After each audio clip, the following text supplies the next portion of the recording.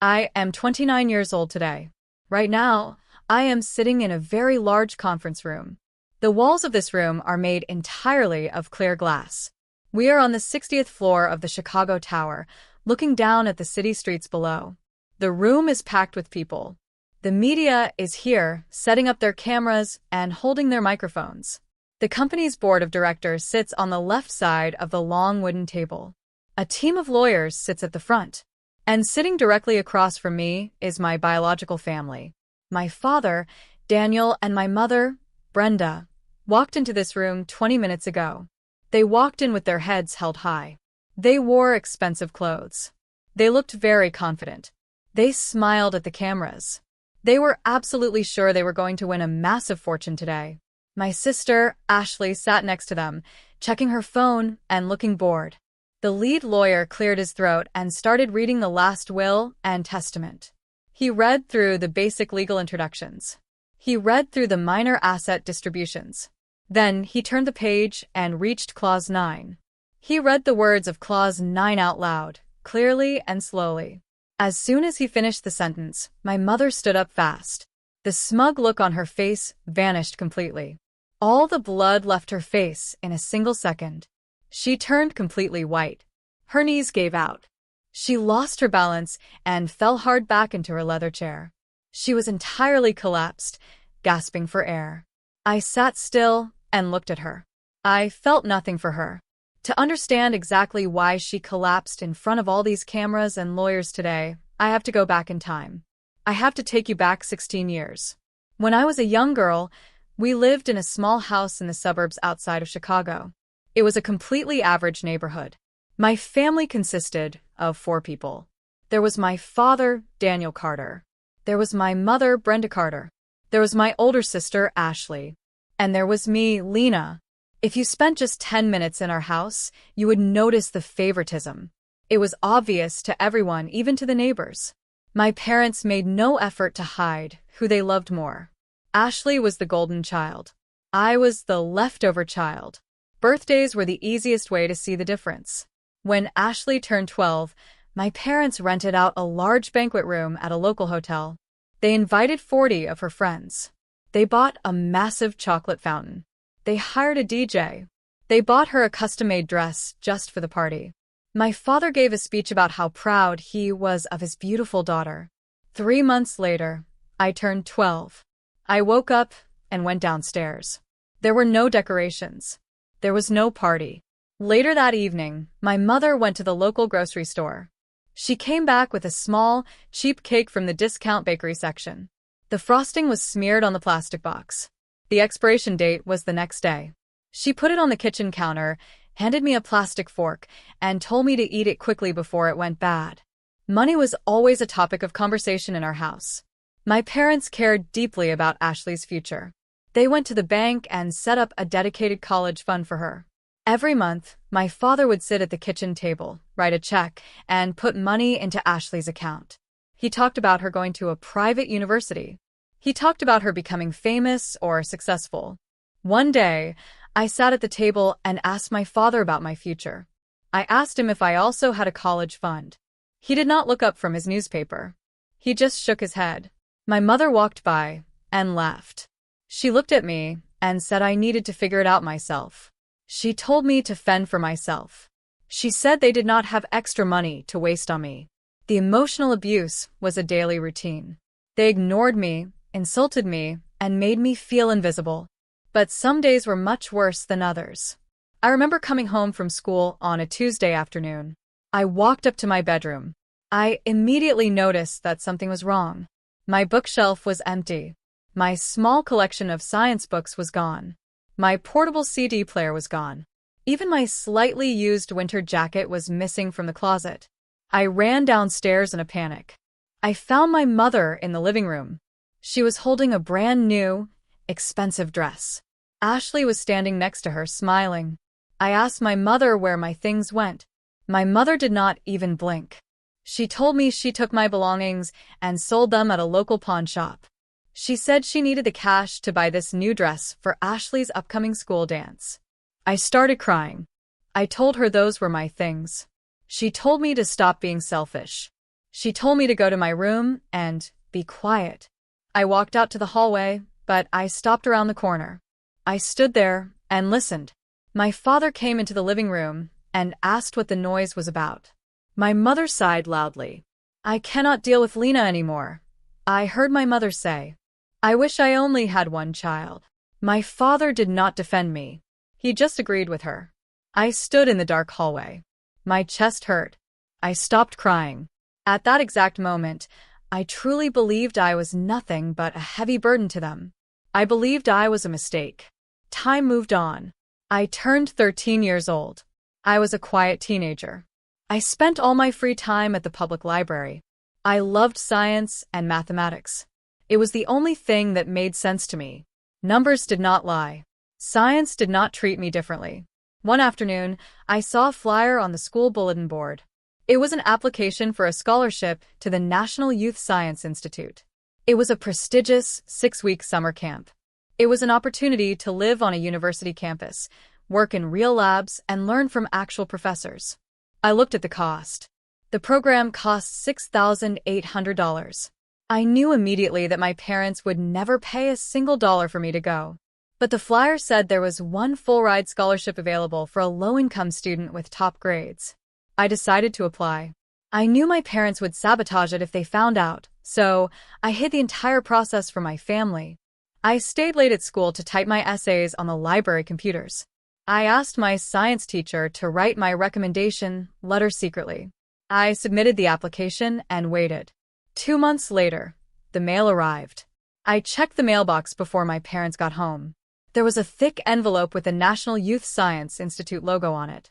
I ran to my room, locked the door, and opened it. It was an acceptance letter. I won the scholarship. The entire $6,800 was completely covered. I was going to the 6-week summer camp. I sat on my bed and held that piece of paper in my shaking hands. For the first time in my 13 years of life, I felt pure hope. I saw a way out of my house. I saw a real future. But my hope did not last long. In my house, nothing good was allowed to belong to me. The next evening, we were all sitting in the living room. Ashley was holding a brochure and complaining loudly. She told my parents she wanted to go to an exclusive summer acting camp. She said all her popular friends were going. She said she absolutely needed to go to improve her acting skills. My father asked how much it cost. Ashley smiled and said the acting camp cost $3,000. My father rubbed his face. My mother looked worried. They did not have $3,000 in cash. They had credit card debt. They had a mortgage. They could not afford it. I made a terrible mistake. I thought, since my camp was entirely free, I could finally share my good news. I brought my acceptance letter downstairs. I showed it to my parents. I explained that I won a $6,800 scholarship and I was going away for 6 weeks. I thought maybe, just maybe, they would be proud of me. My mother looked at the letter. She read the amount. Then she looked at me. Her expression was completely cold. She made a decision right then and there. "You are not going to this science camp," my mother said directly. I stared at her. "Why?" "It is completely free. It does not cost you anything." "You have to reject your science scholarship," my mother ordered. "You're going to stay home this summer. You're going to get a full-time job at the grocery store. You will give us every paycheck you earn. We need your wages to help pay for Ashley's $3,000 acting camp." I looked at my father. He looked away. I looked at Ashley. She was smiling. They wanted me to throw away my only opportunity just so Ashley could play pretend for a few weeks. I felt something break inside me. The quiet, obedient little girl disappeared. I stood up straight. I looked right into my mother's eyes. "No," I said. My mother's face turned red. "What did you say to me?" I said no. I repeated. "I earned this. I am going." My mother went completely crazy. She lunged across the coffee table. She grabbed my arm hard enough to leave bruises. She snatched the acceptance letter right out of my hand. "Give that back," I yelled. My mother ignored me. She walked directly over to the lit fireplace. "You do not say no to me," she screamed. She threw my acceptance letter right into the fire.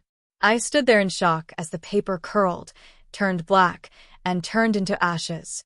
My scholarship, my hope, and my ticket out were gone in 3 seconds. I started crying. I yelled at her. I told her I hated her. My mother turned around, walked up to me, and slapped me across the face. The sound echoed in the living room. My cheek burned. She pointed her finger directly at my face. Her eyes were full of hate. "You are not my daughter anymore," she screamed at me. 3 days passed since the terrible argument in the living room. 3 days since my mother threw my science camp scholarship letter directly into the fire. During those 3 days, no one in the house spoke a single word to me. My mother ignored my presence completely. My father looked away whenever I walked into the kitchen. My sister Ashley just rolled her eyes and laughed whenever she saw me. I thought they were just punishing me with silence. I was completely wrong. They were planning to get rid of me permanently. It was a Thursday afternoon. School ended at 3 o'clock. I walked the standard 4 blocks from the middle school back to our suburban house. The weather was already getting bad. The sky was turning a dark, ugly gray color. The wind was picking up, blowing trash across the sidewalks. I just wanted to get inside, go straight to my room, and read a library book. I turned the corner and walked up our concrete driveway. Immediately, I saw something out of place. There were 3 large, black plastic trash bags sitting right on the center of the front porch. I walked up the porch steps. I reached down and opened the top of the first black bag. I looked inside. I saw my cheap winter sweaters. I saw my worn-out jeans. I opened the second bag. I saw my school notebooks, my few remaining library books, and my toothbrush. I opened the third bag. It held my shoes and my thin bed sheets. Every single physical item I owned in the world was stuffed inside these 3 cheap garbage bags. Panic hit my chest hard. I dropped my school backpack on the porch. I grabbed the brass handle of the front door and pushed. The handle did not move. The door was securely locked from the inside. I started knocking. I knocked on the thick wood with my knuckles. I waited. Nobody answered. I knocked harder. I started using the side of my fist to pound on the door. I yelled for my mother. I yelled for my father. The house was completely silent. I took a few steps back from the door. I stood on the lawn and looked up at the large living room window on the first floor. The blinds were pulled up. My father, Daniel, was standing right there behind the glass. He was looking directly out at me. He had a completely blank expression on his face. He saw me standing there with my garbage bags. He saw me panicking. He made absolutely no effort to walk over and open the front door for me. He just watched me. Then I looked up at the second floor. I looked at the window of the master bedroom. My sister, Ashley, was standing there. She had a massive smile on her face. She was holding her smartphone flat against the window glass. She was actively recording a video of me crying and standing outside with my trash bags. She was probably going to send that video to her friends to mock me. I ran back up to the porch. I hit the door again. Finally, I heard the deadbolt click. The front door opened, but only about 3 inches. My mother, Brenda, stood in the narrow gap. She kept one hand firmly on the door, so I could not push it open. Her face showed zero emotion. She did not look angry anymore. She looked completely indifferent, which was somehow much worse. I asked her what was happening. I begged her to let me inside. She looked right into my eyes and spoke in a very flat, direct voice. "Victor will come," my mother said. "From now on, you are his problem." She did not explain anything else. She did not say goodbye. She just slammed the heavy wooden door forcefully in my face. I heard the loud metal click of the deadbolt locking again. I stood on the porch. I was entirely confused. I knew the name Victor, but I barely knew the man. Victor was my father's older brother. But my father and Victor never spoke. They hated each other. Why was my mother talking about him? 10 minutes later, the dark clouds broke open. It started to rain. It was not a light rain. It was a heavy, freezing, relentless downpour. The wind blew the freezing rain sideways onto the porch. I grabbed my 3 black trash bags and dragged them into the corner, trying to push them against the brick wall to keep my clothes dry.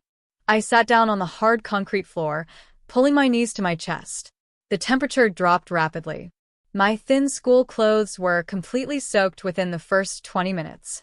The cold water seeped through my shirt and against my skin. 1 hour passed. The rain did not stop. I knocked on the door again, begging them to at least let me wait in the garage. No one answered. 2 hours passed.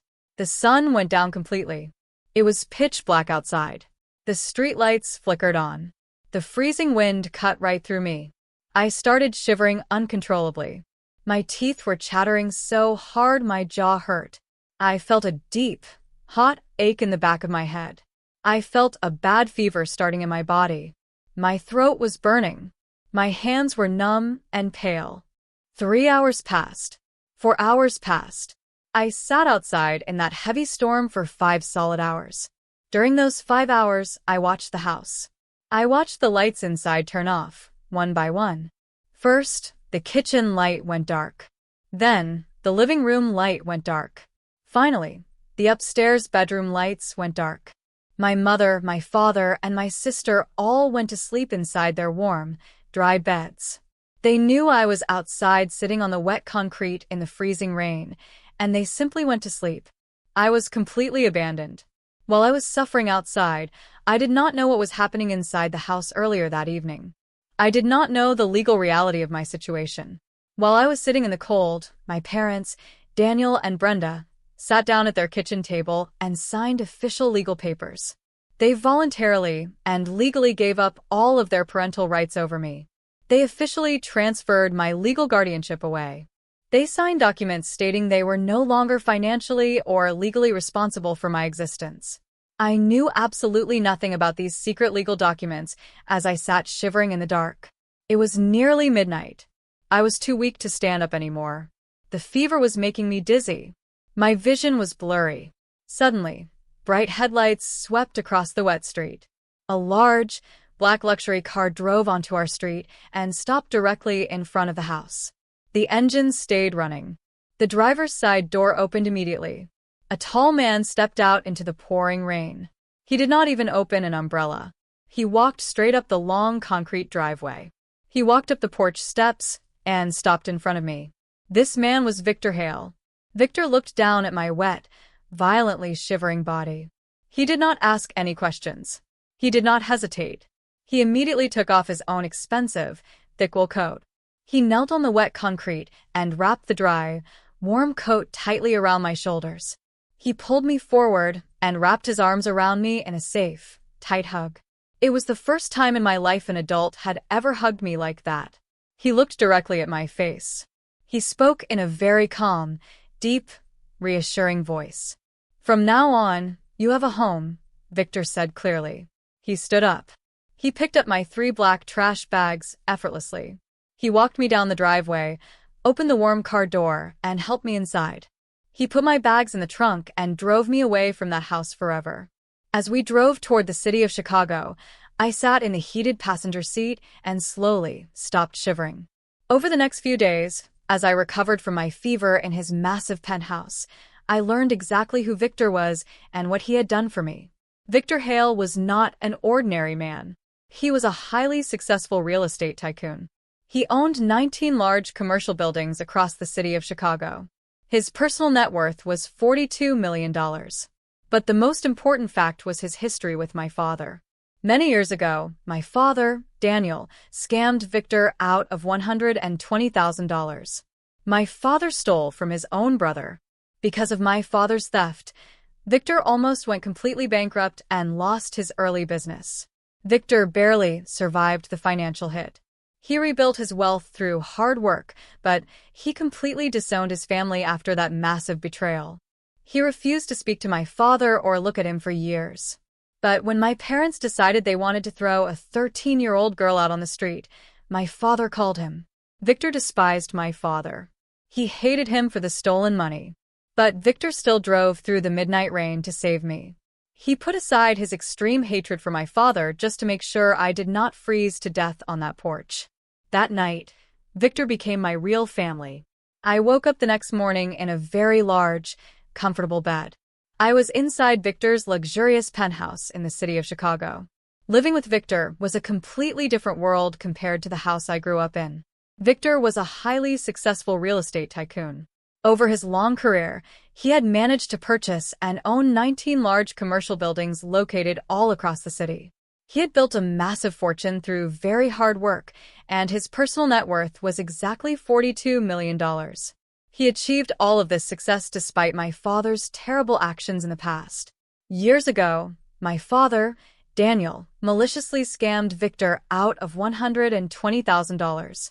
That massive financial theft almost caused Victor to go completely bankrupt and lose his business entirely. Because of that deep betrayal, Victor had completely disowned his family. He did not speak to my father for many years. But despite his extreme hatred for my parents, he still chose to give me a safe place to live.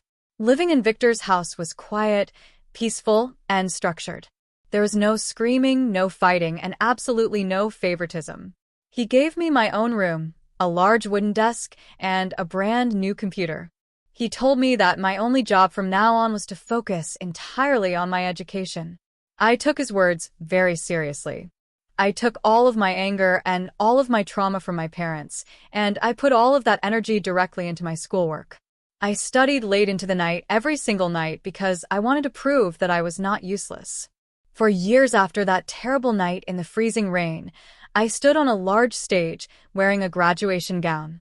I graduated as the valedictorian of my high school class.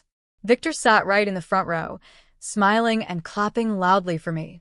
I looked down at him from the stage, and I knew I wanted to make him proud for the rest of my life. I went to a top university and continued to work extremely hard. I studied numbers, mathematics, and business because they always made perfect sense to me. I successfully earned my Master of Business Administration degree with a specialized focus in finance. After finishing my master's degree, I studied for several more months and passed the highly difficult state exams to become a certified public accountant, or CPA. With my advanced education complete, I did not want to work for a stranger at a random corporation. I wanted to work for the man who drove through the rain to save my life. I officially accepted a job offer and entered his company, Hale Properties. I did not want any special treatment just because I lived with the owner. I started at a lower-level financial position and worked very long hours every week. I reviewed complex contracts, managed building budgets, and found new ways to save the company millions of dollars in taxes and operational costs. Victor watched my progress very closely. He evaluated my daily work just like he evaluated any other regular employee. But as the years passed, I proved my absolute dedication to him and his business empire. By the time I turned 27 years old, Victor officially promoted me to the executive position of Chief Financial Officer, or CFO, of Hale Properties. I was now directly in charge of the entire financial future of his massive real estate company. Our personal relationship also changed deeply over those 14 years. We were no longer just a distant uncle and a niece who needed a place to stay. We were much closer than that. One evening, after a very long and successful corporate board meeting, Victor looked at me across his desk, smiled warmly, and officially called me his daughter. It was the greatest moment of my life. I finally had a real parent who loved me, respected me, and valued me for who I was. Life was finally stable, incredibly successful, and happy. But sadly, that perfect life did not last forever. Tragedy struck our small family. Victor started getting very tired during the middle of the workday. He had trouble walking down the office hallways. He began having severe trouble breathing at night. We went to the best hospitals in Chicago. The doctors ran many extensive medical tests and finally gave us the terrible news. Victor was diagnosed with end-stage heart failure. There was no medical cure available. His heart was simply too weak to keep pumping blood through his body. His health declined rapidly over the next few months. He had to stop coming to the Hale Properties office entirely. He spent all of his time at home, lying in a specialized medical bed in his penthouse. I moved my computer and my files into his home, so I could take care of him and run the company's finances at the exact same time. During his final weeks, I noticed something very unusual happening. Victor started having frequent, private meetings with his legal team. The expensive corporate lawyers would come to the penthouse, go directly into his bedroom, and close the heavy wooden door behind them. They would stay inside that room for hours at a time. I was completely excluded and not allowed inside during these secret meetings. One evening, after the team of lawyers finally packed their briefcases and left the penthouse, I walked into his room. I sat down in the leather chair right next to his bed. I held his frail, cold hand. I asked him directly what was going on and why he was meeting with the lawyers so often. Victor slowly turned his head to look at me. His face was very pale, but his eyes were still very sharp and clear. He squeezed my hand tightly and said, "I have arranged everything." He did not explain any further details about his will or his estate. He just looked at me and told me not to worry about the future at all. Victor's long battle with end-stage heart failure finally came to an end. He passed away peacefully in his sleep on a quiet Tuesday morning. I handled all the funeral arrangements myself. I picked out his casket, chose his favorite suit, and stood by his grave in the cemetery. I deeply mourned the only real father I ever truly had. Unsurprisingly, my biological parents and my sister did not attend the funeral. They did not care about him when he was alive, and they did not care about him when he died. Exactly 2 days after I buried him, I was sitting at my desk in the Hale Properties office. My personal cell phone rang. I looked at the screen and saw a completely unknown phone number. I usually ignore unknown numbers, but for some reason I decided to answer it. I picked up the phone and said hello. A woman spoke on the other end. She said, "Hello, Lena." It was my mother, Brenda. I stood perfectly still in my office. My breathing stopped for a second. This was the very first time she had called me or spoken a single word to me in 16 long years. She had not checked on me when I was a teenager. She had not called when I graduated high school. She had not called when I got my master's degree. She spoke in a very soft, gentle voice. She tried to sound very sad and sympathetic.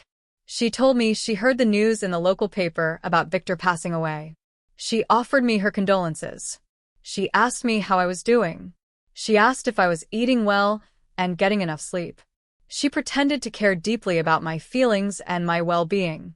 For a brief second, hearing her soft voice, I wondered if she had actually changed. But she could not hide her true intentions for very long. Within just 3 minutes of the conversation, her tone completely changed. She stopped talking about my feelings. She cleared her throat and directly asked me about Victor's last will and testament. She wanted to know the exact date when the lawyers were going to officially divide his assets. She asked if Victor left any instructions for his biological brother. I understood the situation immediately. My parents did not care about my grief. They did not care about Victor's death. They only wanted his money. I felt disgusted. I told her firmly that I had absolutely nothing to say to her, and I hung up the phone without waiting for her reply. My parents did not stop with just a phone call. They realized I was not going to help them get Victor's money, so they took aggressive action. A few days later, a legal courier arrived directly at the Hale Properties corporate office. He walked past the reception desk, came straight to my office, and handed me a very thick stack of official legal documents. My parents had officially filed a major lawsuit against me. To fight me in court, they hired a private attorney named Gregory Shaw. I sat at my desk and read through the thick legal papers. I was furious. My parents made terrible, completely false accusations against me in these official documents. They formally accused me of manipulating an elderly, sick man. They claimed I intentionally isolated Victor from his biological family so I could control his mind and his finances. They stated that I locked him in his penthouse and refused to let his loving brother, Daniel, visit him. It was all completely made up. Furthermore, they stated that because Victor was my father's older brother, my parents had a direct legal and biological right to his estate. They officially demanded exactly 50% of Victor's total assets. They wanted $21 million. This brings us directly back to the present moment. We are all sitting in the massive glass conference room on the 60th floor of the Chicago Tower. The room is extremely crowded and tense. There are reporters from the public media with their cameras, representatives from various local charities, the entire corporate board of directors from Hale Properties, and my biological family. Victor intentionally planned this exact scenario before he died. He specifically instructed his lawyers to invite the press, the cameras, and the media to this will reading. He knew my parents would try to sue me. He knew they would try to steal his money.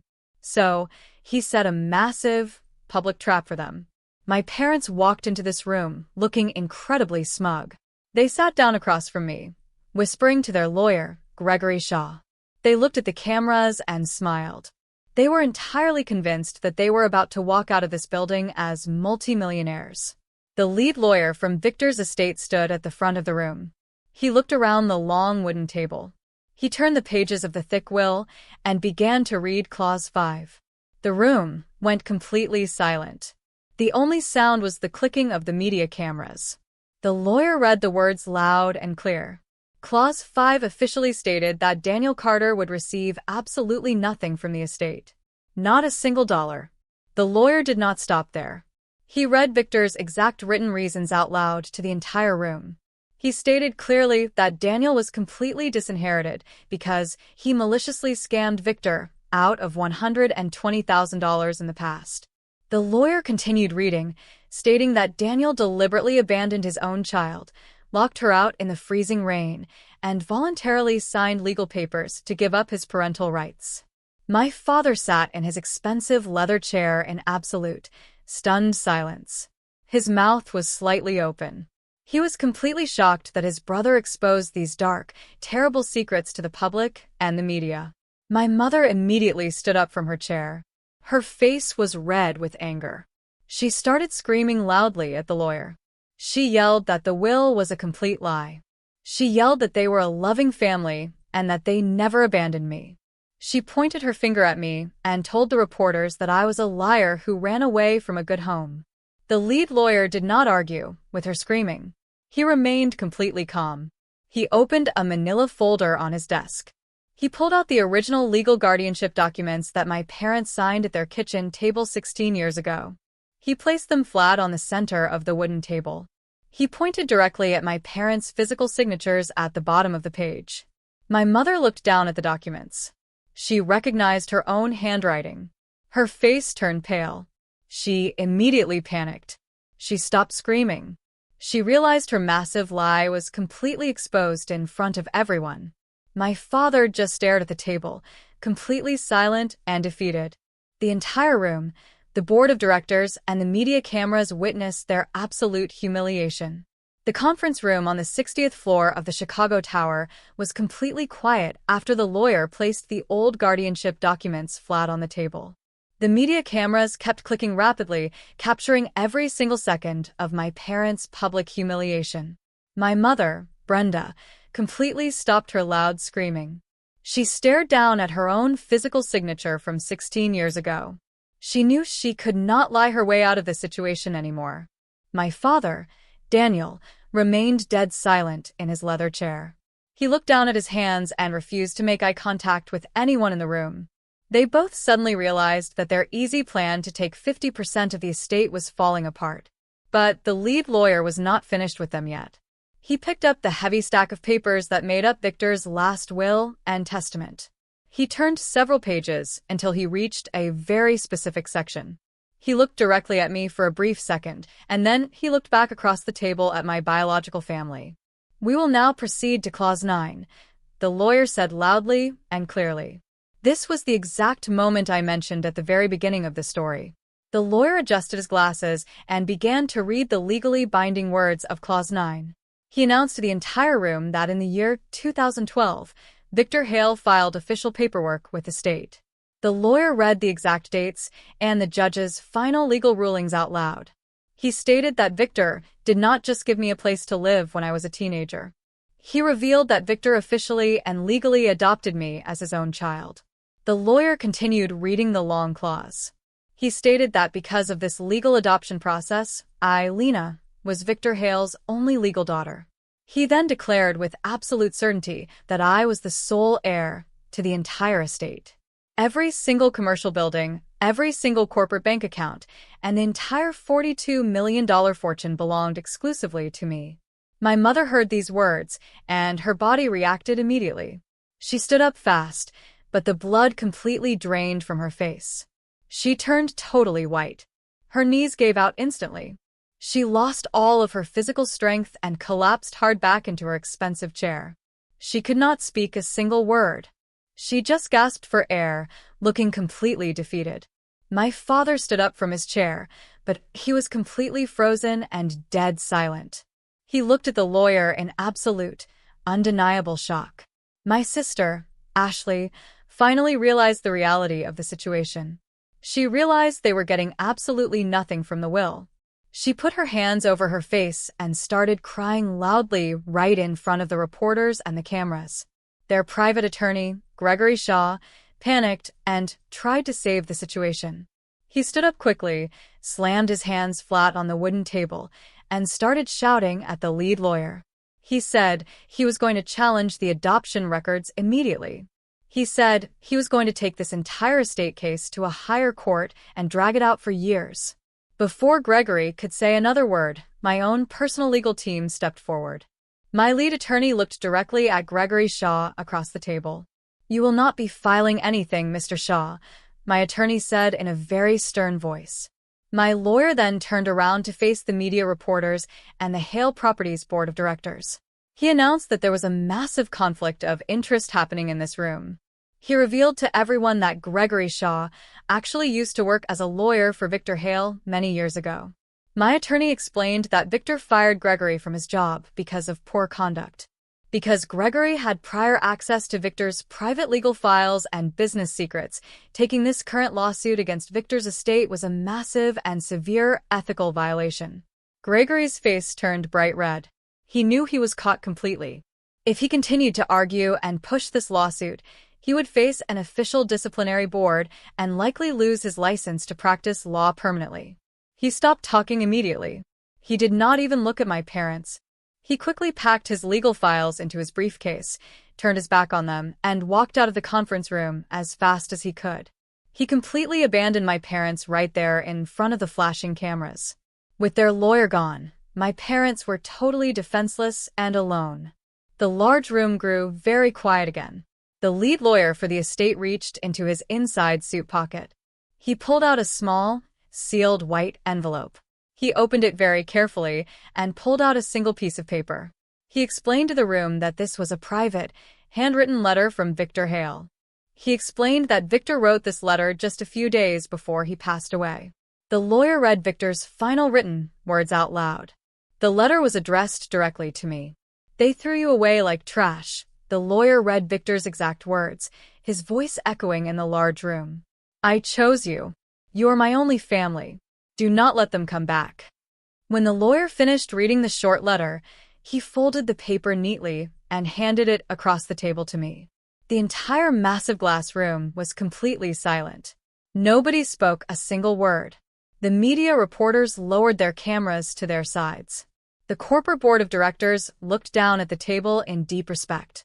Everyone in that room felt the extreme, undeniable weight of Victor's final message. The lawyer folded Victor's handwritten letter and handed it across the large wooden table to me. The massive glass conference room remained completely silent. I held the piece of paper in my hands. I looked at the handwriting of the man who saved my life. Then, I stood up from my chair. I looked directly at the crowd of media reporters, the flashing cameras, and the corporate board of directors. I needed to make a final public statement. I spoke very clearly into the microphones on the table. A real family is the person who does not abandon you outside in the freezing rain, I said to the entire room. A real family chooses to protect you. After I spoke those exact words, the room stayed completely quiet. Nobody interrupted me. I turned my head and looked directly at my biological parents for the very last time. My father, Daniel, stood up slowly from his expensive leather chair and bowed his head in absolute shame. He could not look me in the eyes. My sister, Ashley, wiped her face, but she continued to cry loudly because she finally understood she was not getting any money. My mother, Brenda, stopped arguing. She finally realized that her extreme greed had ruined her completely. She realized she had lost absolutely all of her power and control. The three of them turned around and walked toward the large glass doors. They left the conference room in total, complete silence. The reporters took dozens of photographs of them as they walked away in absolute disgrace. The consequences of that morning in the conference room were permanent. Because my personal legal team exposed his massive conflict of interest, their corrupt lawyer, Gregory Shaw, faced severe official discipline. The state legal board investigated his unethical actions, and he was officially suspended from practicing law. The media published multiple long articles about the dramatic will reading and the secret legal documents. Everyone in our old suburban town read the news. Because the public finally knew the terrible truth about how they threw a 13-year-old girl out into a freezing storm, the Carter family's public reputation was completely destroyed forever. They became outcasts in their own neighborhood. I never spoke to them or saw them ever again. Exactly 1 year later, I took a quiet walk through the busy streets of downtown Chicago. I arrived at a specific location and stopped on the sidewalk. I was standing directly in front of the very first commercial building that Victor Hale ever purchased. It was a tall, beautiful brick building. Mounted on the front wall next to the main entrance was a brand new, heavy bronze nameplate. The metal sign simply read, Victor Hale. I walked up to the brick wall. I reached out my right hand and gently touched the cold metal plaque. I stood there for a long time, thinking about the man who drove through the dark to give me a real home. I did not just keep his massive $42 million fortune sitting in a corporate bank account. I decided to use his money to do exactly what he did for me. I established a massive, official charity organization. I named it the Victor Hale STEM Fund. I designed this specific scholarship fund to fully pay for the education, housing, and science camps of young, smart children who were completely abandoned by their own parents. I made sure that no child would ever have their acceptance letter burned in a fireplace again. I stood in front of his building, feeling the warm morning sun on my face. I thought about the scared, freezing 13-year-old girl sitting on that wet concrete porch 16 years ago. She was gone forever. He chose me, I said out loud to myself, looking up at the tall building. And now, I choose myself. The city traffic moved loudly behind me as I turned around and walked forward into my own future. Fade out. It is exactly 5 years after that dramatic morning in the conference room on the 60th floor of the Chicago Tower. 5 years have passed since I watched my biological parents and my sister walk out of those heavy glass doors in complete and total silence. I am now 34 years old. I am sitting at the very same large wooden desk that used to belong to Victor Hale. The corporate office of Hale Properties is quiet this morning. I am drinking a cup of hot coffee and looking out the window at the city.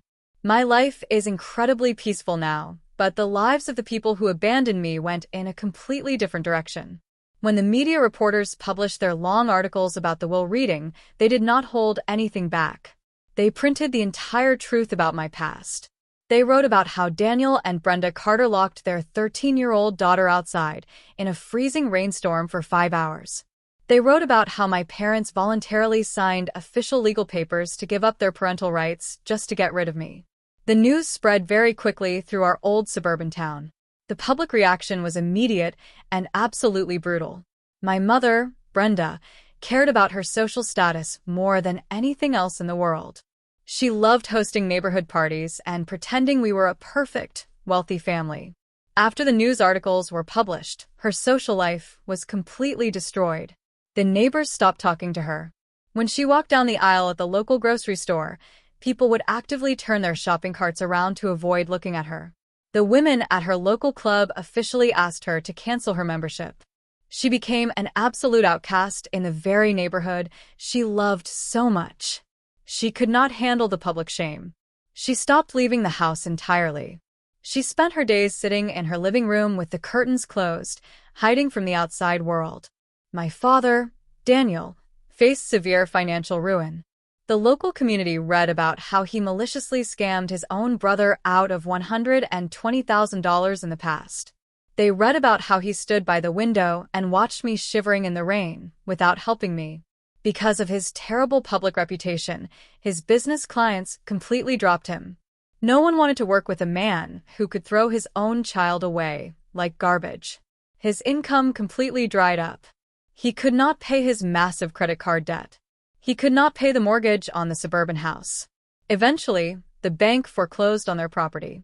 My parents were forcefully evicted from the house I grew up in. They had to pack their belongings into cheap boxes and move into a very small, rundown apartment complex on the far edge of the city. My sister, Ashley, finally faced the harsh reality of the real world.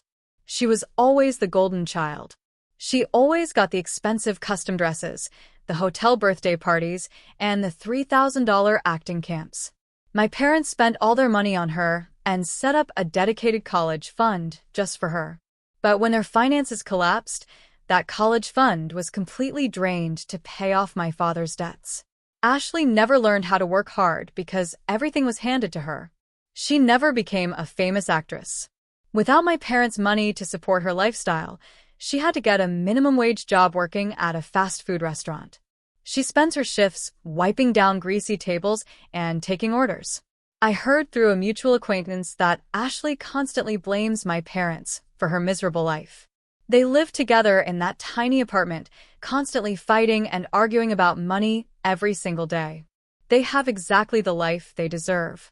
Their corrupt private attorney, Gregory Shaw, also met his permanent downfall. My legal team reported his massive conflict of interest to the state disciplinary board. The board launched a full investigation into his unethical actions. They discovered exactly how he tried to use his past knowledge of Victor's private files to help my parents sue my estate.